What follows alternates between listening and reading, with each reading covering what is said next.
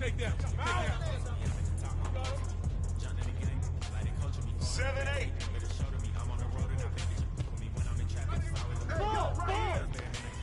Hey, that's out. Slide to the other side, it's always a man down. Draw down, hands in the gun, make one move. Giving out so long, they don't even want to talk no more. Just run down, no lock, those I serve. She was hanging with an op. We call him Mickey, talk to him. Yeah, throw it down. Fast forward now, I'm investing in stock. I put a no play because I'm very invested. Push them. Yeah, baby. On my lap, push it back and go down.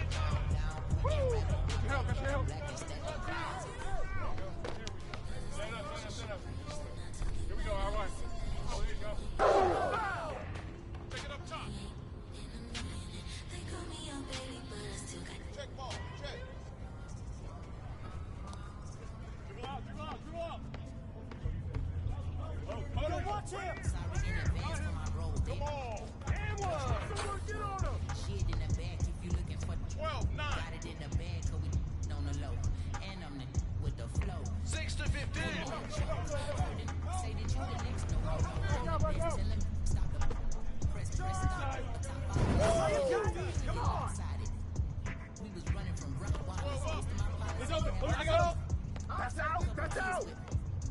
on his side. Boy, you might all style. He on the block.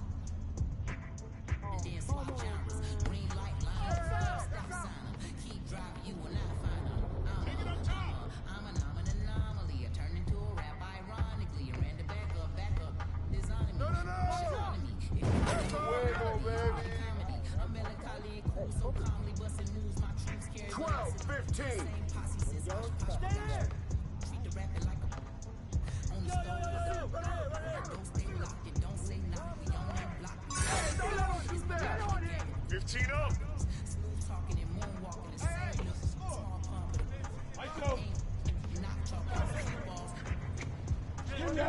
Hey, dribble. Swing the ball. Help out. Stand up. I got him. That's all you. 17 up. Let's go. 17.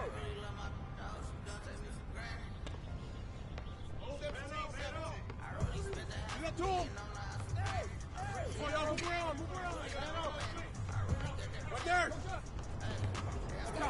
Oh, that's all you. 19, 17.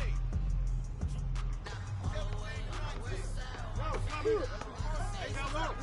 19, 17. Roll.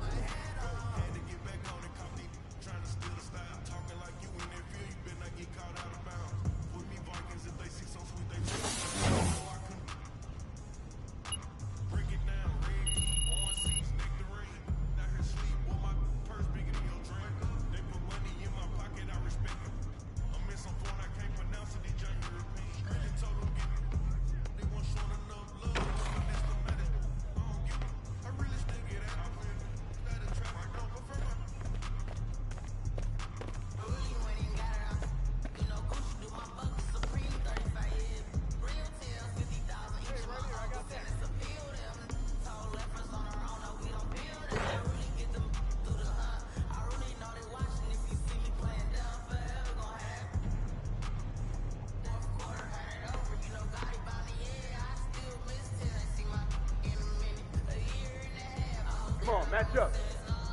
How you doing? Go, baby. I think you've been practicing that move, man. How you doing? Come on, dog.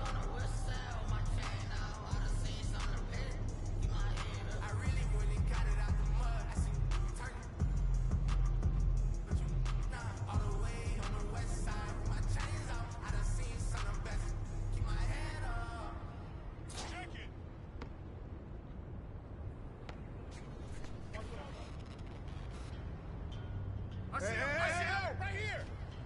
Hey, come around, come around.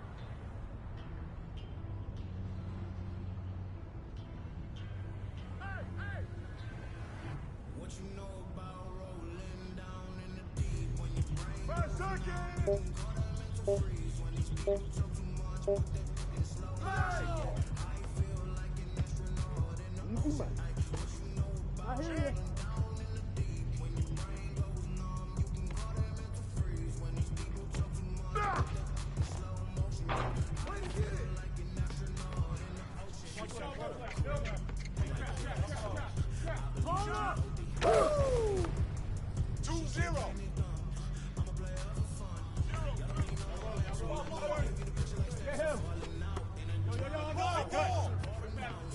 Come on. Hey, yo, right here.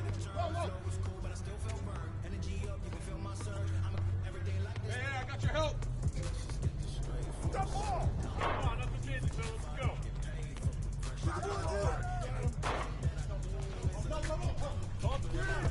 Hey, that's out.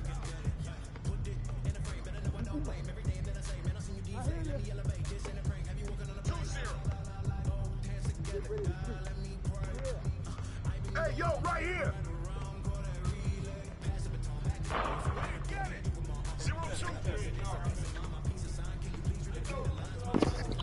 King James. Take it up top. Check ball. Check. Hey. Put it back.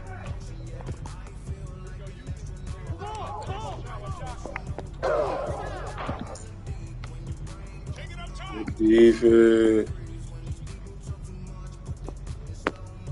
Check.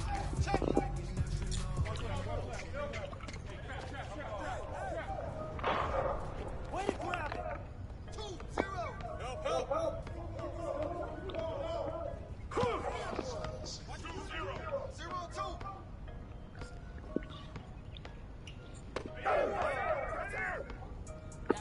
It's all good. What's with you, man? What's to you?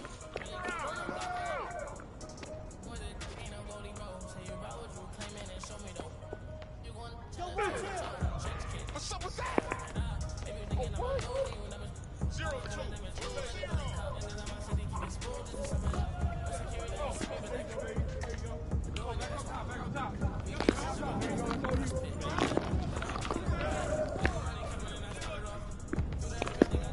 That was a good move, bro. You cheated. They cheated on mine, bro.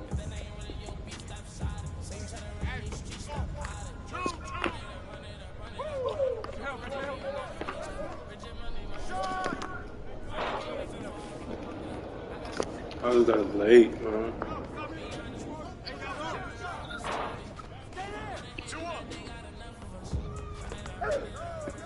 Stop turning over the ball, bro. Stop turning over the ball, bro.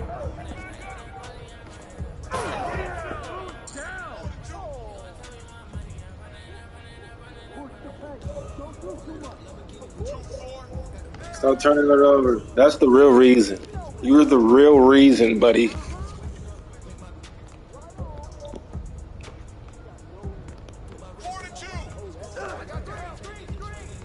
You the real reason, bro.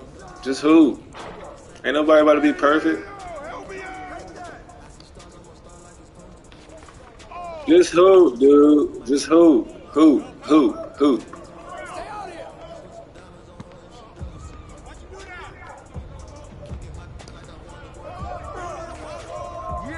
Get that rock, man.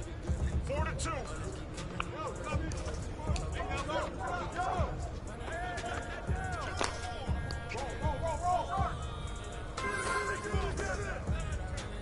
This game ain't over. I don't know what y'all thought.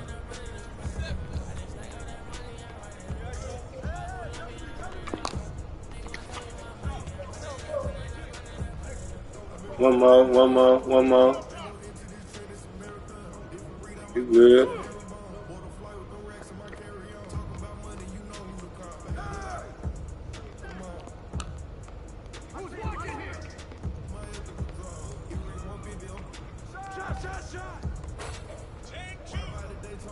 You know what to do. You talked about adjustment. So let's execute. Let's go.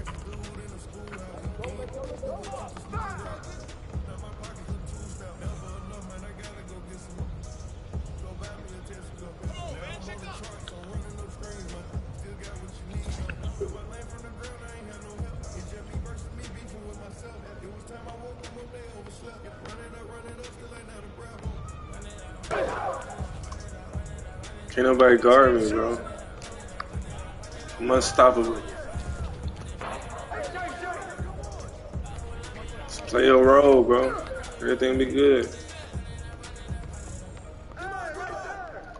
People gotta learn how to play their roles, man.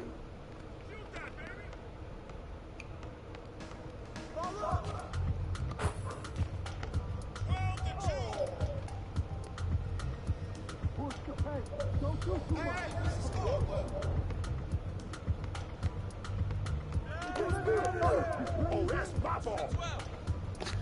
Your ass, buddy.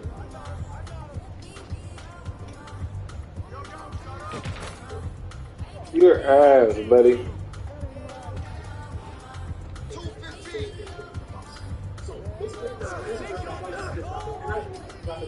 You can see your risk reward ratio starts to increase as you move your stop loss up fixes and vice versa. So that is the tool. That is how we're going to use it. So if you want to go short from here, you just block your tool and you decide to move your stop loss, and then you start searching for potential take profit areas.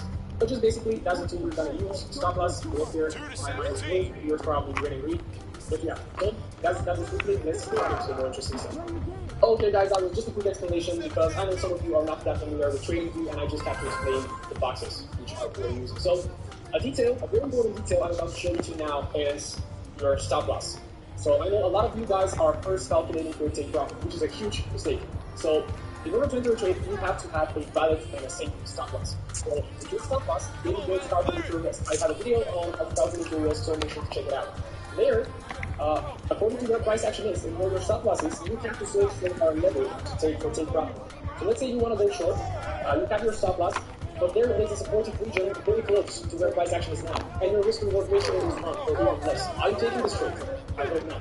So I'm going to show you right now how your stop loss can influence majorly your risk reward ratio, and how you can manipulate your stop loss to get a better risk reward ratio, how you can switch between aggressive and more conservative trades, and what risk reward ratio you should be targeting. Okay, it's getting interesting. Let's get into it. As I already told you, your stop loss has a major influence on your risk reward ratio. The bigger your stop loss is, the less risk reward you can target. Why? So let's give a quick example here. USD, let's say you identified this kind of area here to be a potential double top, and you want to go short here. Let's say, and your stop loss is going to be, let's say, 40 pips. So do you think 40 pips is a lot? Well, to me, it is, because I usually target stop losses of 15, 20, maximum 25 pips. And for me, 40 pips is a lot. For some traders, it is less. But for 40 pips risk, you would expect price action to move 80 pips at least to hit your 2R. And if you want to look for more risk to reward ratio, you're starting to aim for two big targets, 120 pips. So do you get why a big stop loss can sometimes hinder you from having a bigger risk to reward? You can see the level of support here, let's say, and you want to take your profits down here. This trade is absolutely fine, 2.6 risk to reward ratio. So let's quickly have a look at another example. The same situation here. Let's say you go to the hourly time frame to identify an entry. And you see those rejections here, pin bars, massive pin bar with bearish engulfing here, and you decide to enter here after this pin bar. Where is your stop loss on this occasion? It's above structure, right? So this is your current price action, which you're working for. And where your support level is down here. And you have the same percentage, 2.6, with 39 pips and you have the same one with 120. You can now see the difference of how you can manipulate your stop loss to get a bigger risk to reward ratios. After you held this trade to this support down, look at this, you have an 8.40 risk to reward ratio. So it is very important that you have your entry rules. Take a bit 15 minutes. Just make it a little bit aggressive. You see this good market. You've been practicing that move, man. You go like this, and you How you doing? So currently you have 8 stop. This 2.6 target you were targeting in 4 hours only has become 15. And usually your total term targets are going to be achieved in literally hours. So just have a look there. Right action, just put it down, a little bit of a usually grab there and go to profit. And that was just in 16 hours.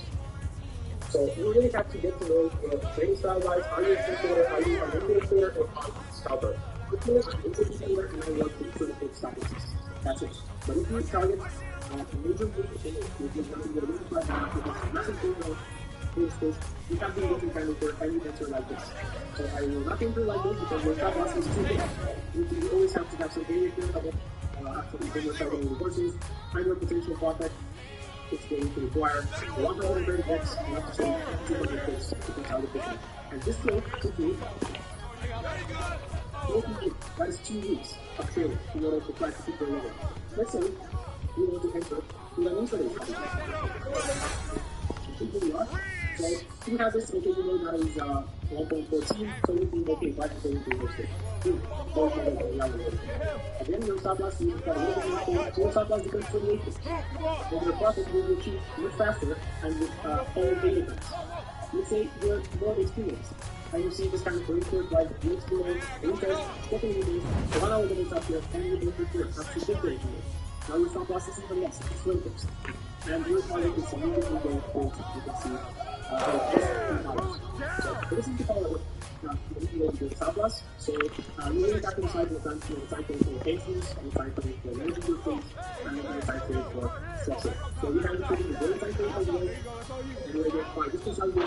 Okay, after you do it, once after you start to distribute orders, I just want to take the focus. I think the market will continue down, and then your stop loss will go for 60 pips. And you have to wait. Let's see. You have to wait 84 days. The price action position to swing trading wise, or position trading, which is very, very, very different to the style. We're trading as retail trading, very long trading days, shorter trading, 92 pips, and dollars. So let me talk to you about the power of moving to the relations. Here's a picture I really wanted to share with you guys and to elaborate a little bit more on it. So let me have to about this relations and rates. So if you don't know the rates, calculate take all those stupid things, 25, 50, 75, or 100 things, and see how many of them can drop it. So really well. If you want me to make a video on how to calculate the rate, make sure to let me know in the video. So I'm going to do, for example, of website. I usually take 30% to 50%. I haven't worked about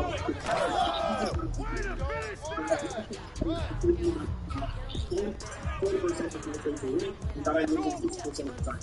However, I only trade 3 to 1. I don't go below 2.5. That is my maximum. But then you go in the box. Even though you're winning 40% of the time, you are still profitable. If you care about taking risks, you really do. Because what is important to us as traders is that our equity curve is going up. That is how a trade works. So how does it work? It has 2 axes. You recognize you always look at the velocity. So you always want to guys to let's target something that velocity. If you're sticking to those retail ratio, you really want to get 5,000. So what do you do? For example, of kind of fish. I'm going to follow an example from this. I lost my trade. When I lost my trade on Wednesday. So let's say I'm risking 1% per trade, so guys 2% loss. However, for every 1% that I'm risking, I'm willing to win 2%. Whereas, on Thursday, I want to trade. I have to win. How many percent did I get? 3. And how many percent did I lose? 2. 3 minus 2, 1. So finally, I have a 1% profit, although I lost 2 trades, I'm not going to win. That is the biggest advantage of having the bigger risk-reward ratios. And yeah, very, very good. So let's have a look. If you're trading 1-to-1, you have to be trading, your win rate percentage should be about 50. Don't fail, you cannot be profitable.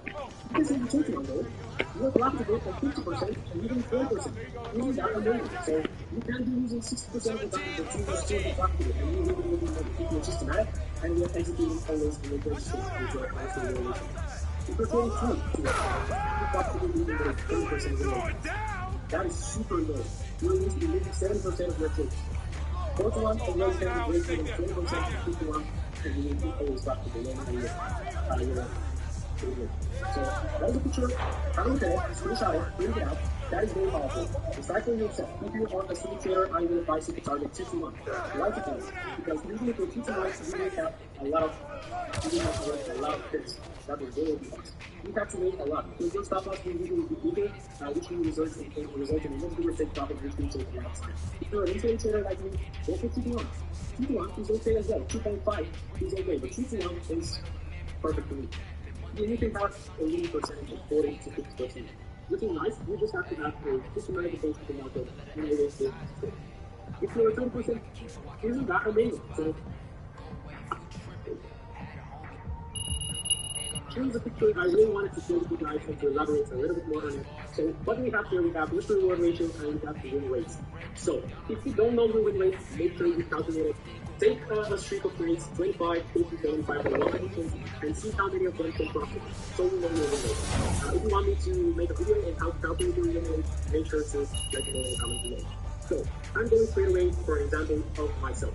I usually trade with 40% to 50% win rate. I haven't done above 50, and I'm completely honest with you right now. I am not ashamed to say to you that only 40% of my trades are winning, and that I'm losing 60% of the time. However, I only trade 3-to-1. I don't go below 2.5. See, that is my maximum. When we join the dots, what do we have here? Profitable. Even though you're winning only 40% of the time, you are still profitable. And do you care about something else? No, you don't. Because what is important for us as traders is that our equity curve is going up. That is how a trend moves. So how does a trend move? It has two maxes with it. You can recognize this. You always you've been practicing that move, man. 100% of the time. So How it's you very important doing? for you guys to not to go to start and have a loss. If you are strictly following those risk reward ratios, you will become profitable. I promise. So, let me give you an example of how I approach my risk reward trade. I'm going to give an example from this week. I lost one trade. Then I lost another trade on Wednesday. So let's say I'm looking 1% per trade, so that is 2% loss. However, for every 1% that I'm risking, I am willing to win 2%. Then, on Thursday, I won a trade. I have a winning trade. How many percent did I lose? 2. And how many percent did I lose? 2. 2 minus 2 is 1. So finally, I have a 1% profit, although I lost 2 trades and 1 trade. So that is the biggest advantage of having a zero reward ratios. And yeah, very, very powerful. So let's have a look. If you play 1-to-1, trading your win rate percentage should be above 50, because else you cannot be profitable. You can see with 2-to-1 though, you are profitable of 50% and even 40%. Isn't that amazing? So you can be using 60% of the time, but you can still be profitable and you will make money if you're systematic and you're executing always in your chemistry with your risk reward ratios. If you're trading 3-to-1, you can be profitable even with 10%. And that is super low. You're losing 70% of your trade. 41 is not having very good in 10% and 51 and not be always profitable no matter what. That is a picture. Have a look at it, screenshot it, print it out. That is very powerful. Decipher yourself. If you are a swing trader, I will advise you to target 2-to-1. Why 2-to-1? Because even if you're 2-to-1, you will have a lot. You have to wait a lot of trades. You have to wait a lot. If you're usually be bigger, we can invest in the result and we can some profit and take a lot of time. If you're an intraday trader like me, go for 2-to-1. 2-to-1 is okay as well. 2.5 is okay. 2-to-1 is you can have Not too good, bro. I gotta make you think a little bit. I'm playing with randoms, y'all a team. Y'all on a random squad.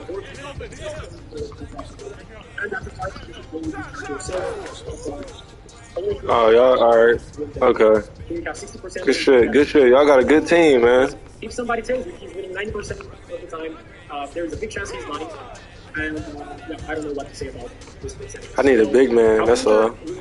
Make sure you know how to use it in your fluid ratio. And this is schematic, guys. That's it. Please have a look at this chart, print it out, and it is very powerful, I promise. Hey guys, I really hope you enjoyed this video and you can implement the strategies I mentioned to you. So if you really like this video, make sure to hit the thumbs up button, share this channel because My nigga mess. a little bit more and spread the knowledge I'm providing. Make sure to leave me some feedback down in the comments, get in the chat with me, chat to you guys, and share even more knowledge. So It's a little bit too much dribbling. I really appreciate it. Yeah, dude.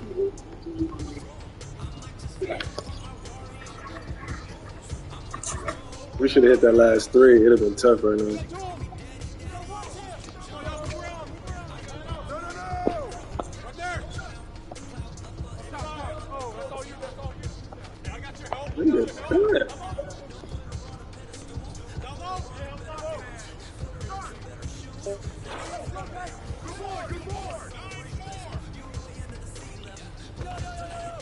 Oh.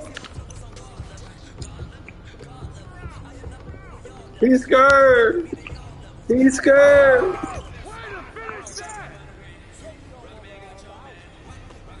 He's scared to shoot.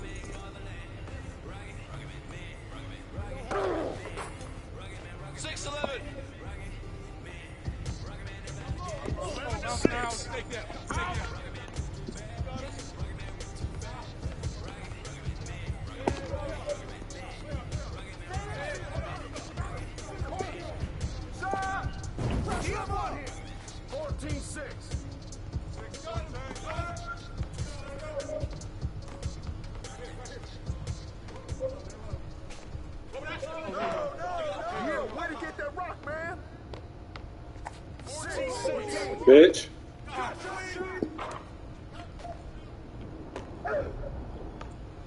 Ho. Ho.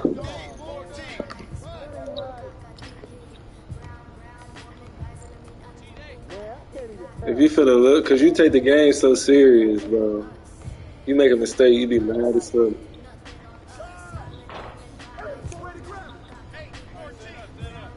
The littlest.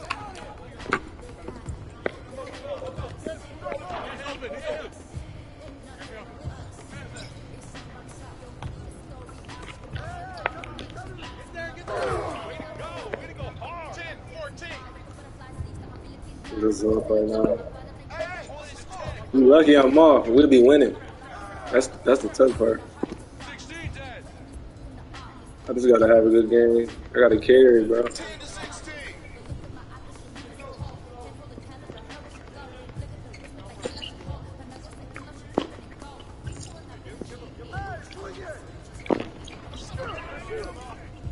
You need help, buddy. You need help. You know you need some help, bro.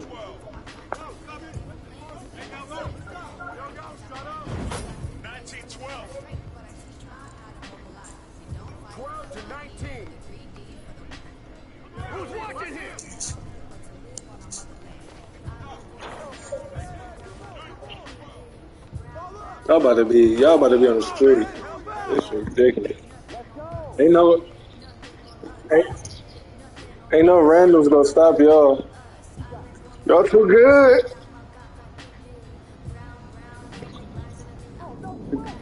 What, you trying to hurt my feelings, bro? I'm not no kid. What the fuck?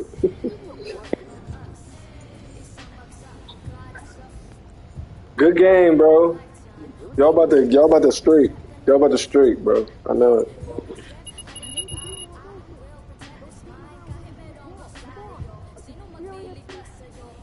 Ain't nobody stopping y'all on a random.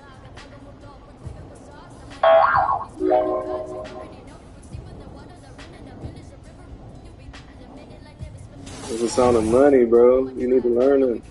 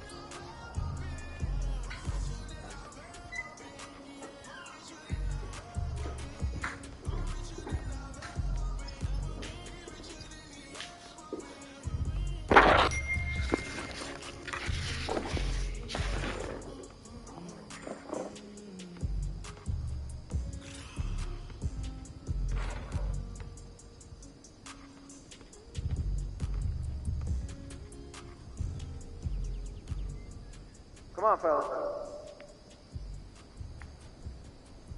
They don't want this.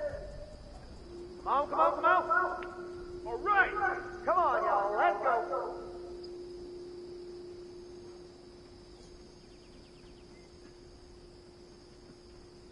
If the squad ain't with me, then they ain't right.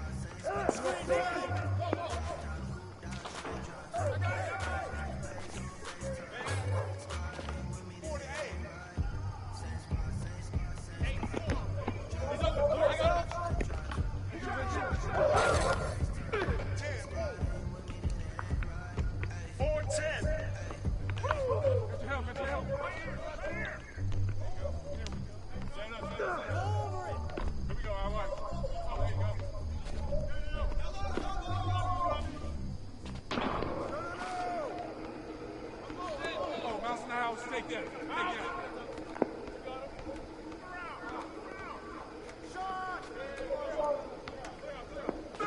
That's out.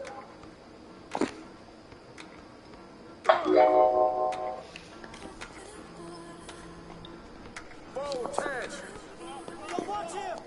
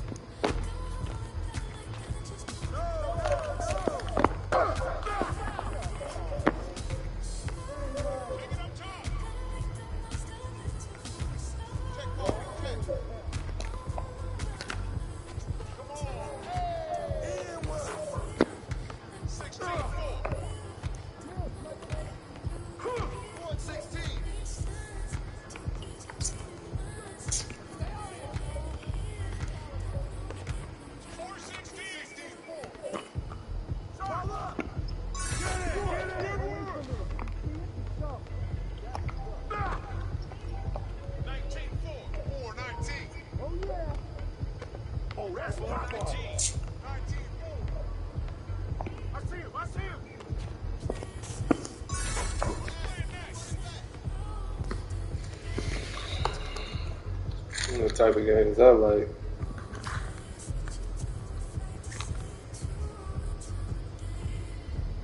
Foul. Foul. Foul.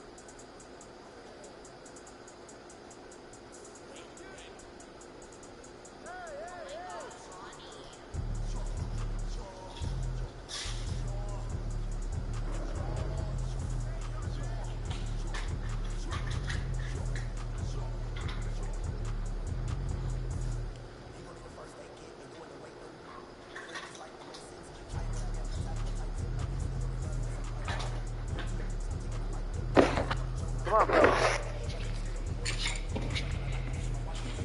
They don't want this. Come on. All right. Come on, y'all. Let's go.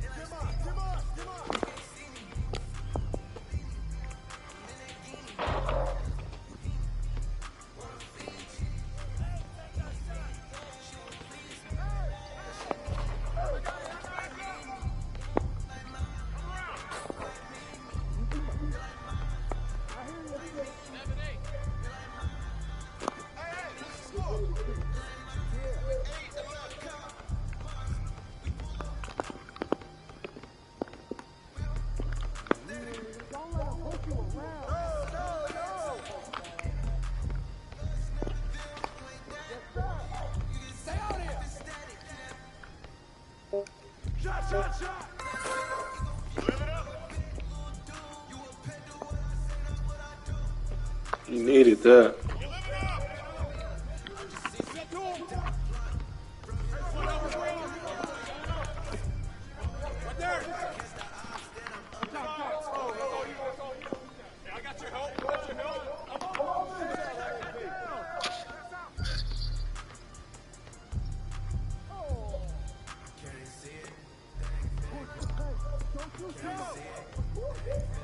He can't guard me.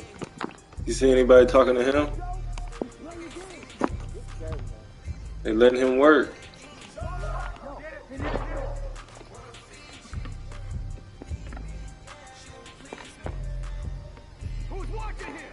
Go to work. I'll let you go to work.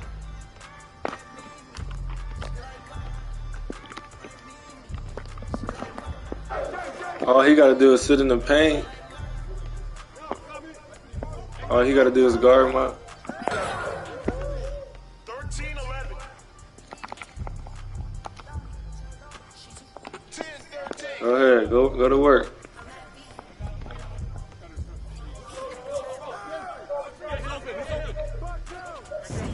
Dude, we saw he get to hitting them bitches. On the send the pen.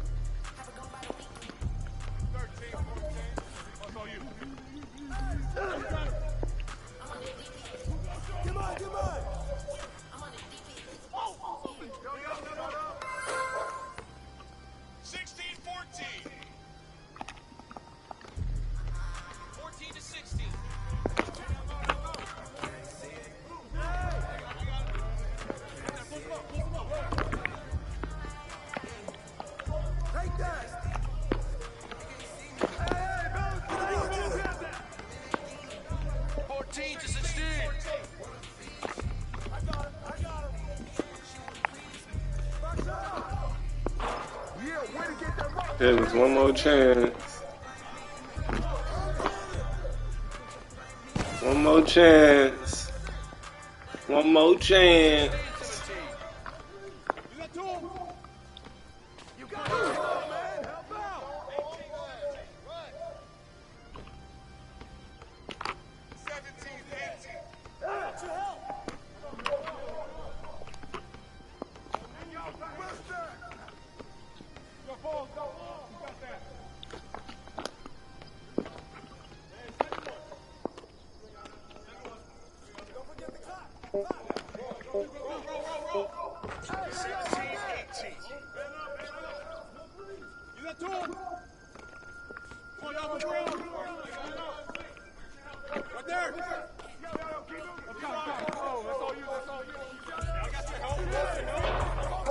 Oh, they blowing the bag.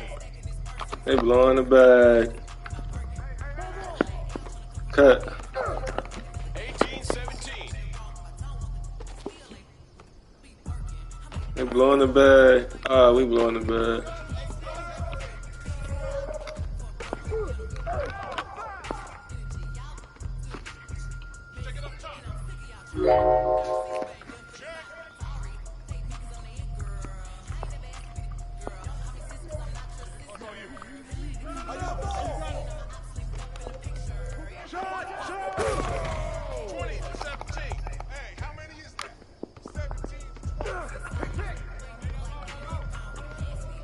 Come to me!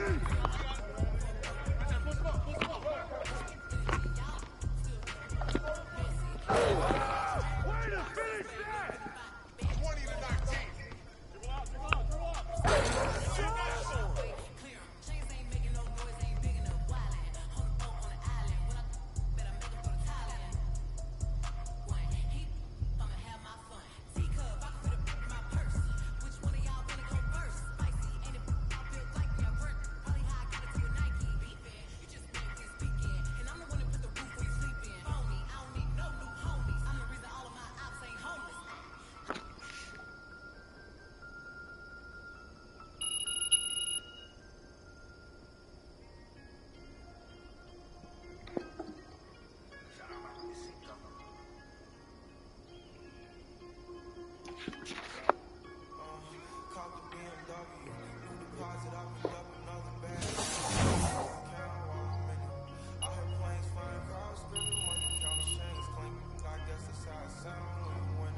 Joking, do it sound like I'm kidding.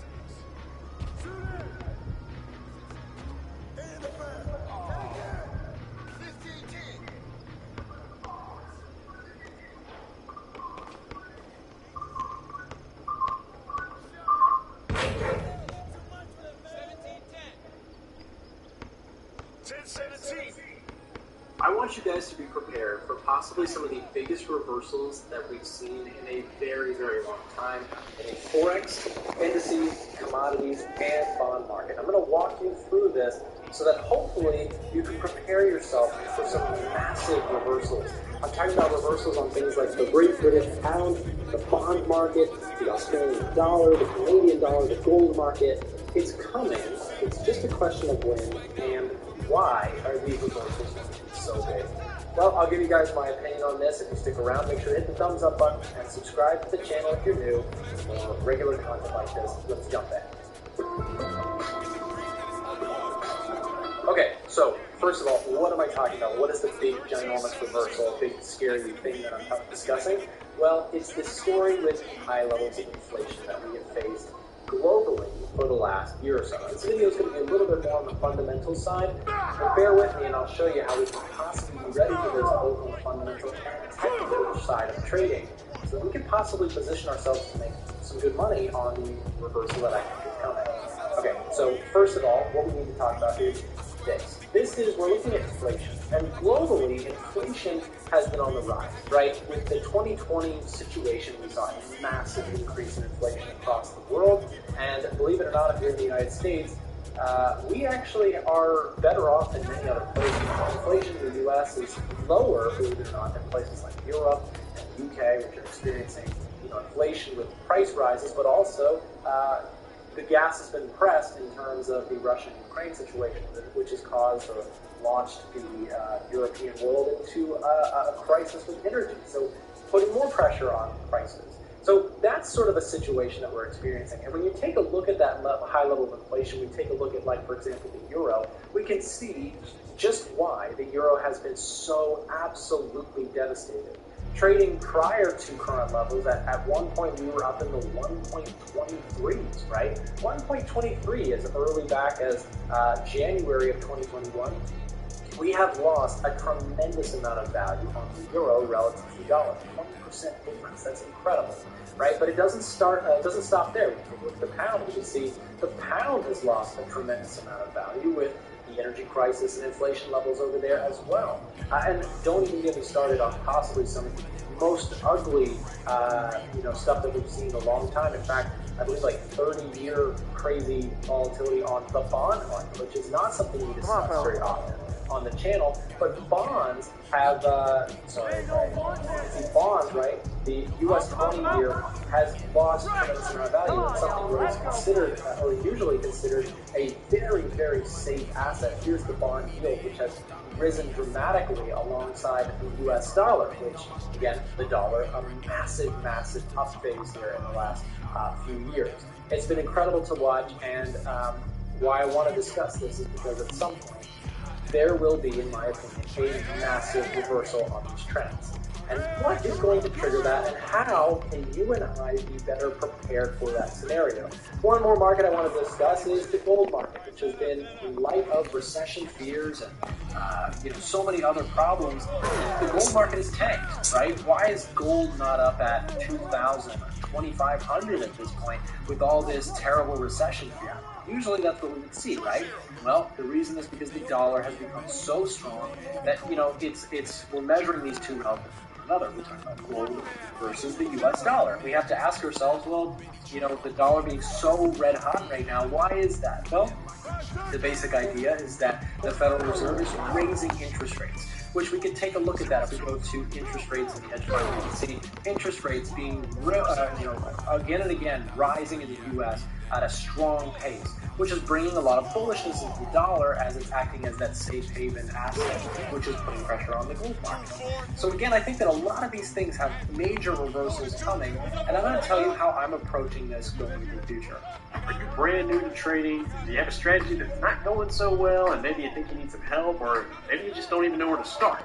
Well, lucky for you, A1 Trading has a trading help desk. All you have to do is fill out this form. At the bottom of the form is a list of things that you might need some help with. After you select that, we'll send you an email with a playlist of free videos from our YouTube channels, some tips on where you might want to begin, and even examples from our in-house traders and what they do in these situations. We'll even give you a peek at some trading tools that we provide that could help. Use the link in the description, A1 Trading Help Desk. Click that link and get started now. Am I buying gold and selling dollars and buying euros and buying pounds? No. And here's why. We don't know how long this trend can go on. This dollar idea that we've been discussing for probably the better half of 2 years now on my channel, being bullish on the dollar, it is not something I'm trying to time the reversal on. Though, there are some indicators that I'll give you that I think could help us find the reversal point.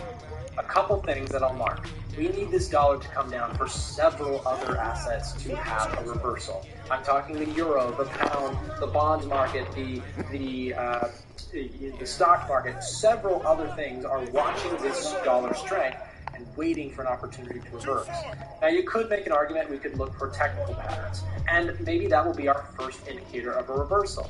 We need to see major breakouts, okay? Major breakouts to the other side, right? We need to see this thing start breaking through structure to the downside and clearing these moving averages off the daily chart. That's a technical indicator that we could probably all quickly analyze. We need to see this thing fall apart in terms of an uptrend on the daily chart. That's step number one. But step number two is to go along with that. What we need to see is we need to see inflation start to curve, okay? Why? Well, the Fed is what's causing this dollar to be so strong. The Fed is basically, you need to see inflation come down, right? This is what the Fed wants to see. Before the Fed can stop raising interest rates and cool the jets on hiking interest rates, right? Inflation needs to cool. And there are some early signals that could be coming, but again, we've seen the Fed be wrong about this over and over again. We need to wait and see inflation actually start to cool, in my opinion, before you start trying to short the dollar or go against this major uptrend that we're seeing. That is a major indicator that we need to actually see. Then we need to actually hear it from the Fed. We need the Fed to sort of say, we believe we've sort of achieved our goals. We need to hear that Fed tone, the hawkish tone that we've had. We need to hear that turn dovish. We need to hear that turn cool off a little bit prior to trying to call the top to the dollar. Now, once you get this alignment where you get inflation cooling, the Fed becoming a little bit more dovish, and some breakouts on the technical charts, that is where I think you start looking for opportunities to go short the dollar, to go short, go long things like bonds and the stock market, and so many other things, right? The problem is, until this stuff cracks, trying to fight this move has been one of the most painful things for traders in the last few years. And again, we're talking about several markets that are riding on this. You get those three indicators, you might have a pathway for the stock market to really rebound, and you might be getting an opportunity to buy stock at a discount. But until that happens, who knows how much further this thing can go down. As a long-term investor like myself, I'll be buying stocks no matter what for the next several years. But I think that we're trying to find a bottom for the stock market that's going to rely on this we discussed, right? We need to see breakouts to the upside for the stock market if you're paying attention to US 30. We need to see inflation cool, and we need to see that Fed back off their super hawkish tone. Now again, we return to things like the euro. Why does this matter for the euro? Well, a cooling dollar might give some relief to the euro. We might see the euro actually start to rise. And don't even get me started on possibly one of the most beaten down assets in the Forex world, the dollar-yen cross. The yen is just in absolute free fall against the dollar. The dollar's been so strong. Well, we need all those same indicators to crack for this yen to get some relief, right?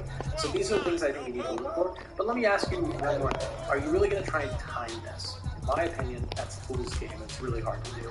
I've been long the dollar. I've been buying the dollar on the pullbacks. And I will continue to do that. And I've got a trade that's in position right now. on the dollar twist. I've been buying this thing. You can see all my orders that I've been taking. I've been super bullish on the dollar, and I won't stop being bullish until all of those indicators flip. I hope that makes sense. That's a little clarity on my dollar idea and where I'm looking at this stuff going into the future. Make sure to hit the thumbs up button and subscribe if you're new to the channel, and we'll see you back next time. It looks like you made it to the end of one of my videos. Thank you so much for supporting my content. It really means the world to me. And down below in the description, I've put together some of my best resources for aspiring. It is game day in the Bay. Richard, what's your game face? Same as it always is. That one. Yeah. I don't have a good game face. I feel like I either go too hard, like, or just, yeah, it's not good. I'm Malika. That's Richard. She's Janae Gumake. We're here in studio. The law firm of Kendrick and Perkins is here with us from Houston. Hi, Big Perk. He added some pictures and stuff. Though. It's looking good. I like it. Oh, we don't even see. Is this the best type of show for you, Richard? Yeah, but we don't have to listen to them. Wow. Yeah, It's Janae. Yeah, it's Richard's fault. Well, let's start with you on this one. What are you most excited for the season? Don't worry, Perk, we're getting to you. Starting with, the Warriors taking on the Lakers, I think it's really interesting when we look at matchups. I think people might overlook the Patrick Beverley-Steph Curry matchup. And when you look at those two, one is excellent on offense, one is excellent on defense. And Pat Bev, he's a three-time all-defensive type of player. Steph, he's the all-time leader in threes. But in this matchup specifically, myself and producer Schwartz found some nuggets. Steph has averaged 25 points per game on Patrick Beverley's team, which is like 25, that's a lot. But honestly, when you put it into context, out of all the top players who have guarded Steph over the last 9 years, the Warriors as a team score the fewest in those matchups versus Beverley, which I found fascinating. So you bring in Patrick Beverley to the Lakers to institute that identity that Darvin Ham wants defensively, and now you have a really great opening day. Paul Burgundy? What I think, to me, is the Warrior bench. That's what makes them different. That's what makes them better. We know about their crew. But when you talk about Kuminga, when you talk about Wiseman is back, and if you watch him play in the preseason, it is starting to get scary. We know Jordan Poole just got that bag, so he has no pressure on him. Just go play. And then you add Dante DiVincenzo, another guy that can play defense, that can shoot, that knows how to cut in that offense. So that second unit is the best second unit in the entire NBA. So it's going to be a problem for everybody else. So by the way, Malika, I didn't plan this. I did not know, I just grabbed something out of the Warriors. I know, I have no clue. It's fine. We like it tonight. We know, though, that everyone is going to be watching Russell Westbrook tonight, right? His teammate Patrick Beverley did what athletes do these days. They released a podcast, and here is what he said about Westbrook's role. He's not going to come off the bench. We all know that. That was just to try to see how it works with the second unit. To be the catalog catalyst, I need him in the first unit with me. Down here, point guard, big size, can, pass the rock. So, but, the coach is just trying to find ways to, use Russ at his best way, second unit, however it goes. So, but we all know he's an old fan. He's a starter. He's going to be our starting point guard. So, it's just how it goes. So here with ESPN NBA senior writers Brad Wingworth, Zach Lowe, and Anscape senior writer Mark Spears. And Brian, we were talking in the newsroom about this podcast that Patrick Beverley released here. What was it that stood out to you? Well, he said that he's our starter. I don't know if he's speaking for Darvin Ham or if he's speaking for himself. Darvin Ham made it pretty clear in the last week and 10 days he wants Anthony Davis to be the starting center, or at least play a lot of minutes at center. And he wants Russell Westbrook to be in the second unit. He's sort of used the preseason to move that situation. So here we have a really interesting test. Will he stick with the concept of putting Westbrook coming off the bench? How much will he play Anthony Davis at center? He started 6 different lineups in the preseason. Frankly, I had no idea who's going to start against the Warriors tonight. But this is going to be a very challenging situation. They have Warriors tonight, Clippers on Thursday. Hardly an easy start. Westbrook did go through shoot around today. He is probable with that entry. Interesting. Look, you just can't play Russ, LeBron, Anthony Davis, and a center, right? So you have to make a choice. If you're going to start Anthony Davis at center, then sure, start Russ. I don't really think the Russ, LeBron, AD fit works regardless, but you can't do Russ and a center. Do you want to throw Anthony Davis right against opposing centers? Everyone says, well, there are no big low-post centers anymore. Who cares? There are a lot of big, burly centers in the Western Conference beyond the guys everybody talks about. DeAndre Ayton, Yusuf Nurkic, Jonas Valanciunas. These guys are no fun to box out night after night after night. So this is just a cold, stark choice, man. Look, a year ago right now, the Warriors and the Lakers opened against each other. It was in Los Angeles last year. And the result of that game was a harbinger of everything that came after for both teams. Russ was bad, the fit was bad, the Lakers lost, and Curry was awesome. So I'm actually interested to see how everything looks tonight. Interesting. Big Perp is now ready to enter the conversation, so I want to bring him in. I know you have some thoughts on Anthony Davis and Russell Westbrook, Kendrick. I do. And when you think about the Lakers overall, right, the word uncertainty comes to mind. I mean, in this organization, they have more uncertainty, and the uncertainty is thicker than old grits, 3 days old, sitting on the stove. That's how thick it is for us with the Lakers. And okay, here's the thing. When you think about the whole Russell Westbrook thing, this thing has been lingering on since Frank Vogel. Now you have Darvin Ham. Now, is he going to come in? You have Patrick Beverly saying this on his podcast. You have Darvin Ham trying to experiment and get on the same page with Russ. That situation is a disaster in itself as far as Russ with the Lakers. Now, getting to Anthony Davis. My MVP pick, which we'll get into this later into the show, he has been talking a lot of noise. He has been working hard in the offseason. He has been waking up at 5 o'clock in the morning, getting it in. The thing with Anthony Davis is, I need him to be consistent. Consistent not just on the floor, but consistent in the weight room, making sure that he get his lifts in every day. Consistent on his diet. Consistent on getting his rest. Those are the things that Anthony Davis, as a professional and now as a veteran, playing, having a lot of years under his belt, that is what is going to take AD over the top. And if AD is able to do those things and Darvin Ham is willing to put him in position to be successful, Anthony Davis is going to be great. And if he's going to be great, that means the Lakers are going to be great. Okay, so that's the Lakers side of things. Let's get to the Warriors because, Mark, you've been along for this entire Warriors ride. But I think the question entering tonight, still, even though preseason games have been played, is how are the Warriors going to move past this altercation between Draymond Green and Jordan Poole? Well, if you ask them, they moved past it, right? Klay Thompson said that, you know, this team will, with championships and with winning, getting the ring tonight will all go away. And for the Bay Area, they seem like they want to move past it. And if you look at it, this team hasn't been on the road yet, right? And they haven't been on the road since Game 6 of the NBA Finals. So they've had a really incubated, nice situation to try to move past this. And so what happens now is they also play their first 3 games at home. In San Francisco, it's going to be a moot point, although I expect all the cameras to be on Jordan. I expect all the cameras to be on Draymond. And then they play the first 3 games at home, then they play at Phoenix, they got their own issues. Play at Charlotte, they got their own issues. But I think when they go on the road, that's where the Poole and the Draymond stuff gets a little louder again. Yeah. Whether it's media questions, whether it's the fans, and you know that they go to Detroit soon, they're going to be ready for them in Detroit. So I'm really curious to see how Draymond and Jordan deal with the fans and the media questions in other places once they get out of this comfortable area spot that they've been in for the last couple of years. Yeah, you got to leave something open shut. I mean, they just don't have a choice. I don't think it will ever be shut all the way. You can't just shut down what happened at that practice. And the fact that we all saw it on video, that the teammates saw it, that their families saw it. But what other choice do they have? They want to win. They got to move on and just be professional about it. And I actually think all the stuff this team has gone through over the years, I think they'll be able to do it. Lakers Warriors is the nightcap coming up. We're going to preview the star-studded opening.